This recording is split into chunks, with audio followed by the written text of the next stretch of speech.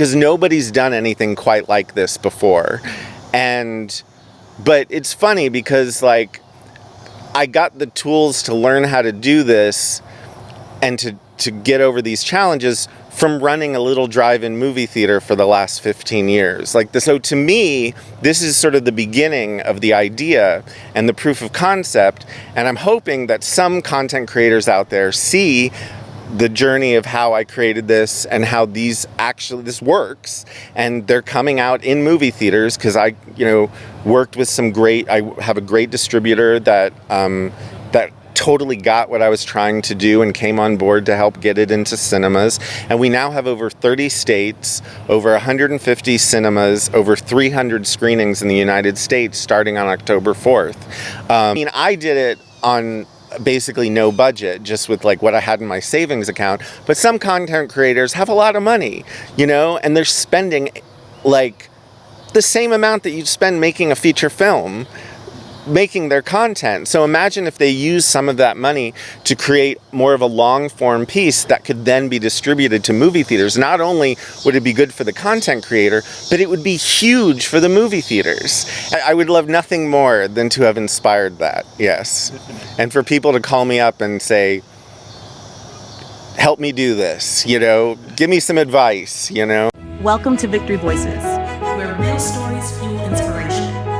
This is the podcast where everyday people share extraordinary journeys of resilience, hope, and personal growth. Each episode, we dive deep into the life-changing moments that shape who we are. I think we can start. You can start by introducing yourself, and then from there. Sure. So my name is Josh Frank, and I am the founder and creator of the Blue Starlight mini-urban drive-in movie theater here in Austin, Texas. I started it 15 years ago in an alleyway. Around that time, the Alamo Drafthouse still had its first original location. It wasn't spread out around the country. And I got the idea to do a movie theater. It was a passion, an idea of mine, but I knew I couldn't compete with the Alamo, which was this, really the church of cinema, not just in Austin, but to people from around the country.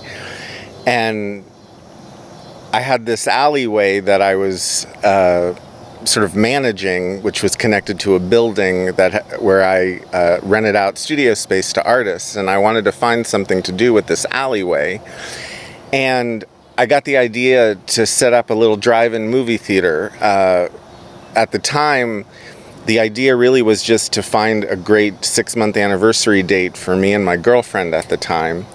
And I painted a screen on the wall of this alley, and we drove up and I showed her favorite movie, Grease. And as I was sitting there in this alleyway in 2009, I realized this is a really cool experience. Why hasn't anyone done anything like this, done a drive-in in the city? So I started researching drive-ins and the history of drive-ins and why they don't exist as much anymore. Why wasn't there a drive-in within 2 hours of Austin, which I realized from doing some research. So I bought some old drive-in speakers on eBay, and I set up like what I describe as a boutique drive-in. There was enough room for about 8 cars, and I invited all my friends to bring their cars and to have a little drive-in night and see what they thought. And it was just a really cool experience, and I sort of happened upon a new movie experience that other people were not doing. And it really sort of took off, and here we are 15 years later. This is our current drive-in space. It's actually in a big open field, but I still have these mini screens, and none of the screens take more than 15 to 20 cars.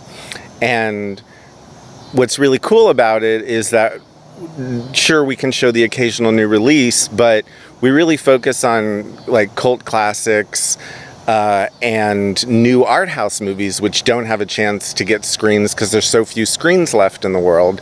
So whenever a new indie movie reaches out to us and is like, can you please show our movie? We really want to show it in Texas in at least one place. I always have a screen to offer. And that's something that I never would have imagined would be something that I could offer my community and my peers in the film distribution world. But the Blue Starlight has become known as a place that multiple generations around Austin are coming to. People from around the world, when they stop in Texas, they come here to see the Blue Starlight, and it's really cool. It's turned into something that I never imagined, but it all started in an alleyway from just buying a couple of drive-in speakers on eBay. Wow. That's inspirational. That's inspirational. So from when you started to today, what are the challenges have you found, or what challenges have you identified on your way, and which challenges did you manage to turn into opportunities? Well, the challenges of a drive-in have always been space. And one of the nice things about the Blue Starlight is we don't need a lot of space. As Austin has expanded and neighborhoods that once had open land that no one knew what to do with, they now have big condos on them. But the nice thing about having our drive-in basically be on wheels, if you can see, the infrastructure is all little vintage trailers. The whole drive-in is movable. So it's not like if we lose our space, the drive-in is dead forever, like most big drive-ins. You know, when they lose a space, they're done. But when we lose a space, we can pack it up and wheel it to another spot. And that was, again, something I never imagined when I opened it in this alleyway, was that because I was building the whole infrastructure using these little vintage trailers for the concession stand, for the projection booths, that it would be completely, a very movable business. And so over the years, as areas of Austin have gentrified, we have moved to different areas that are less touched by the modern world and have been able to continue our drive-in. The big thing that came up around the time of the pandemic, though, was that although the film, the cinema industry, as far as the theatrical showcasing and content, there hasn't been a lot of innovation in that. And that became painfully apparent when the pandemic hit and Hollywood stopped making new movies, and there wasn't a lot of content for cinemas, and they really suffered during this time. Now, the Blue Starlight didn't suffer in the same way because we're a drive-in. So everyone came to we were, in fact, for 8 months, we were the only cinema that was open in Central Texas because people could watch in their cars. But what was interesting is the trend that happened at other drive-ins is because they didn't have new Hollywood releases, they showed a lot of classic content. And that's always been our signature, is classic content. So although we were doing very well during the pandemic, I saw what was coming, which was that people were going to get tired of classic movies. It wouldn't be as alluring and magical as it had been before. It will always be alluring and magical to revisit classic films you love, which has always been our staple, along with new art house movies. We're actually the only drive-in in the country that shows new art house cinema. And that started during the pandemic when independent distributors were just panicked because there was no movie theaters open for the movies they were releasing that year, and they all asked us to show them, and we did. And because of that, we became before that, we really hadn't shown a lot of new art house independent films. It was all classic. But during the pandemic, we were classic and new art house. But because I saw all the other drive-ins showing classic movies, I got worried about what was going to happen to us when the pandemic ended, because I realized that some of the magic of showing these older movies was going to be kind of worn out. People are going to be tired of it. They're going to want something new when the pandemic ended. And sure enough, that's what happened. And it was around that time, though, when I saw that there would be at least 1 to 2 years post-pandemic where there just wouldn't be enough content to keep lots of people coming to all cinemas, drive-ins, indoor. And I became very passionate about the idea of it's really time to innovate what we can show in movie theaters, what content is available to us. And so I started playing around with the idea of, well, what can we as independent cinemas, which many independent cinemas have artists working at those cinemas, what can they create that could be so appealing and so intriguing and so different that it would drive people to go to a movie theater to experience something completely new. And that's where I got the idea for Silent Syncs, because I was experimenting with public domain content, old silent movies. What can you do with old silent movies that hasn't been done? And that's where I got the idea of pairing my favorite alternative rock bands with classic silent films and creating new art out of these two completely separate pieces of art, combining them and creating something new, creating content in my room from our little independent cinema to give to other independent cinemas to show, to create new audiences, because this is for people who love cinema, but it's also for music fans. It's basically a hybrid cinema rock concert experience. And so before Taylor Swift, had her big concert, which played in drive-ins and movie theaters, 2 years before, I was working on my own music-related content, original content that could be eventized, because that's the other thing about our industry right now is most people are staying home and waiting for the movies to come out on streaming. That was the other thing that was the writing on the wall during the pandemic. Streaming, all the movies that were new were coming out on streaming within 2 to 4 weeks of it being in theaters. So the idea of creating content that you could only see in a cinema, and that wasn't just for the people that are going to go to a cinema anyway, it's for people that might not normally choose to go to a cinema because they could watch it at home or because they don't like going out to the movies. But everybody likes a unified music experience. And this was a way of creating a music experience that could be doubled and tripled and quadrupled and sent out to other cinemas around the country. And that's what we pulled off. It was basically me creating the films, from making deals with the bands. I created some demos of each of the movie pairings with the albums that I wanted to use, and I sent demos to each of the bands. And of course, these were all my favorite bands. And so it was amazing that within a couple weeks of me sending it to the management wrote back saying, the band thinks this is super cool. What do you need for us to make this happen for you? And we love that you're not just doing this for your cinema. We love that you're doing it even more so for your peers' cinemas, for independent cinemas, that this might be a boost. This could be a boost if cinemas take hold of it, make it their own, program it, give it a shot, give fans a chance to notice it and come to it. We could build a whole new audience that will empower independent cinemas and create new revenue for them that they didn't even know was possible, because it's a whole new category of entertainment that they can show in their cinema. And I'm incredibly proud of that. And I, of course, couldn't have done it without the band's approvals and blessings, but also a number of people who really encouraged me to, they said, this is a good idea, Josh. You should run with this. You should do this. So while running the Blue Starlight and keeping this going, I basically started a whole new business called Silent Syncs, where I produced, directed, and post-production these films in order to make available to cinemas.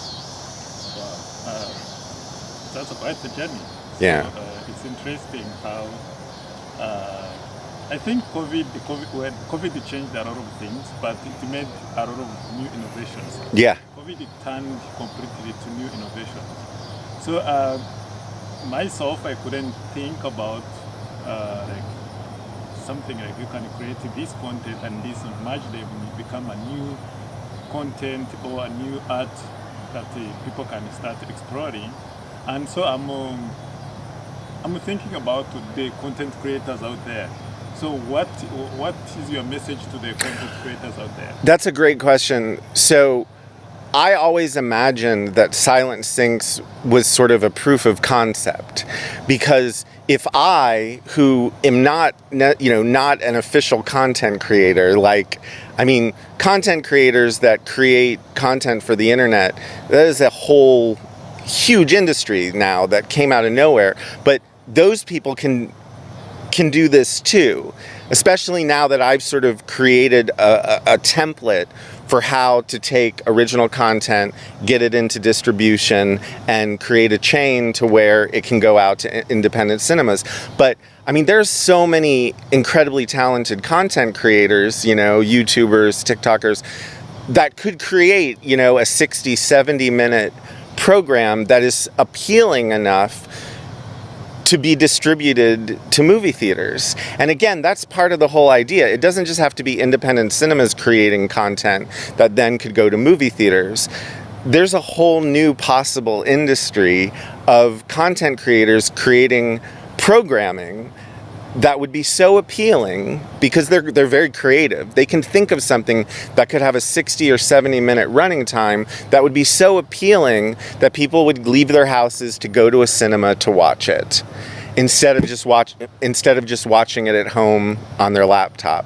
And so to me, this is sort of the beginning of the idea and the proof of concept, and I'm hoping that some content creators out there see the journey of how I created this and how this works, and they're coming out in movie theaters because I worked with I have a great distributor that totally got what I was trying to do and came on board to help get it into cinemas. And we now have over 30 states, over 150 cinemas, over 300 screenings in the United States starting on October 4th. So more than half the country has a city in their state where this is playing. And the other thing is, these will never be on streaming services. They are for cinemas, and they have a 1-year lifespan that they can be played. So if one of these Silent Sinks is popular at a cinema, they could choose to run it for a whole year. There's no off button, like there are with, off button because it's gone to streaming and it's become a dead title because of that, or because it becomes out of circulation, or people are just tired of it. So it's really cool. It turns original content into something I think that's far more valuable than what I feel a lot of movies that go straight to streaming, I feel it does devalue them. It's like, oh, okay, I can just watch it on my phone. But when it's just offered in a cinema, then it becomes a piece of art that you can compare to going to see something in a museum, So I am excited at the idea that at some point some well-known content creator is going to be like, this is a great idea. I'm going to create something meant for movie theaters, Wow.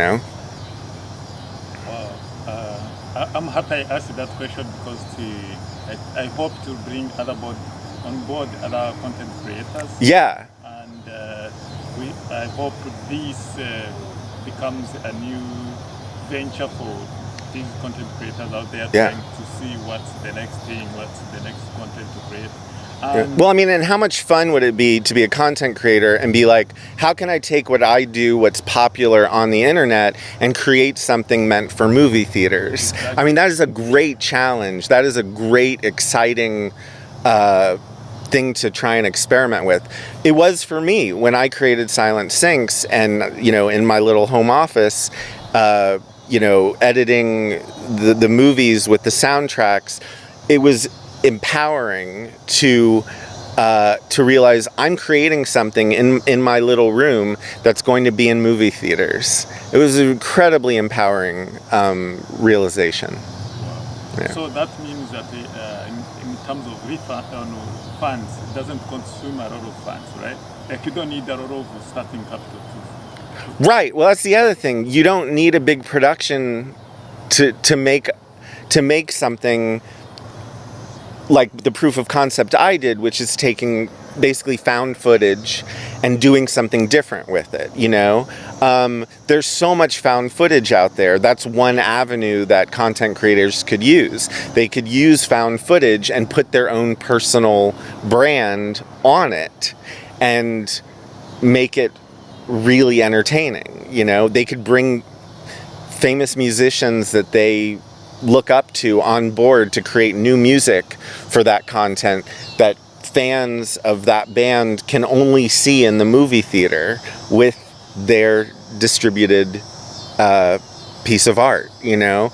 So there's so much that can be done. And I mean, I did it on basically no budget, just with like what I had in my savings account. But some content creators have a lot of money, you know, and they're spending like the same amount that you'd spend making a feature film, making their content. So imagine if they use some of that money to create more of a long form piece that could then be distributed to movie theaters. Not only would it be good for the content creator, but it would be huge for the movie theaters. And that's the thing, we're losing movie theaters, you know? Drive-ins, although new ones have been opening over the last 5 to 10 years, they're still closing in other places. Independent cinemas, whether or not they want to admit it or not, some of them are doing fine, but a lot of them, every month is the struggle just to get by, and they're just used to that struggle, and they accept it. But like, imagine if like a content creator put that money into creating content for an independent cinema chain or circuit,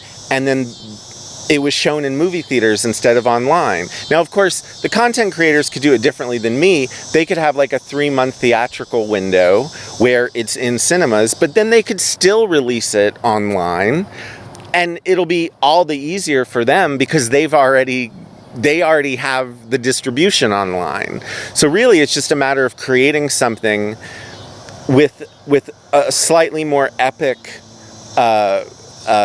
vision, and then adding in some elements like the music and other well-known entities that will intrigue people to go to the cinema to see their work.